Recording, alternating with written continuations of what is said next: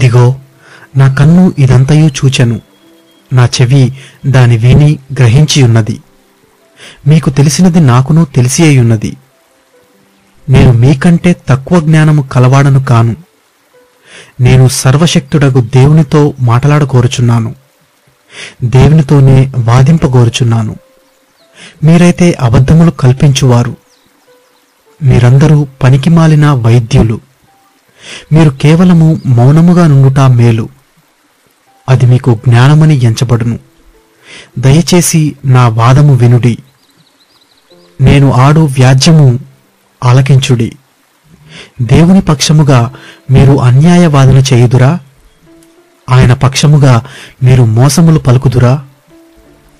ఆయన ఎడల మీరు పక్షపాతము చూపుదురా?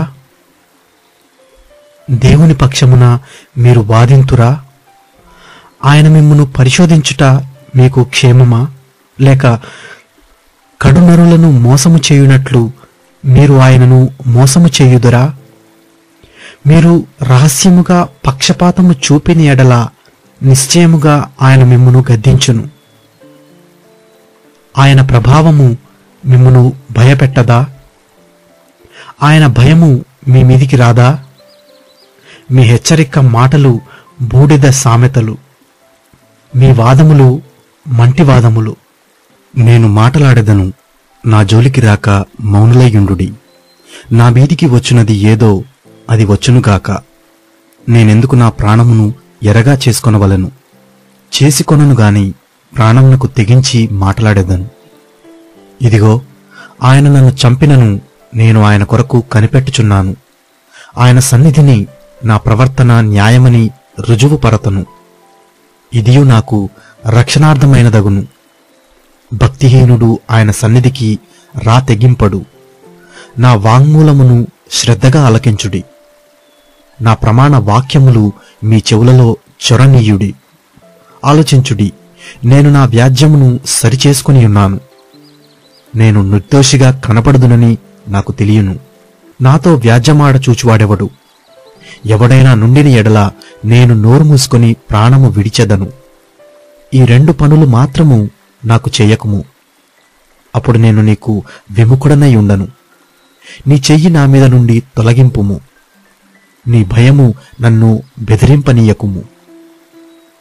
అప్పుడు నీవు పిలిచిన ఎడల నేను నీకుత్తరమిచ్చెదను. నేను పలికెదను, నీవు నాకుత్తరమిమ్ము. నా దోషములెన్ని, నా పాపములెన్ని?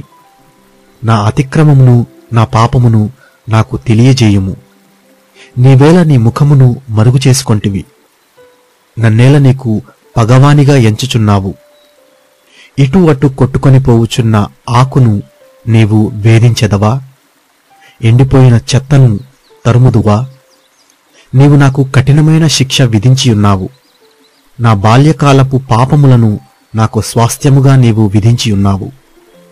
బొండలలో నా కాళ్ళు బిగించియున్నావు. నా ప్రవర్తన అంతయు నీవు కనిపెట్టుచున్నావు. నా అరికాళ్ల చుట్టూ గిరిగీసియున్నావు. మురిగి క్షీణించుచున్న వాని చుట్టూ, చిమ్మట కొట్టిన వస్త్రము వంటి వాని చుట్టూ గిరిగీసి వానిని కనిపెట్టుచున్నావు.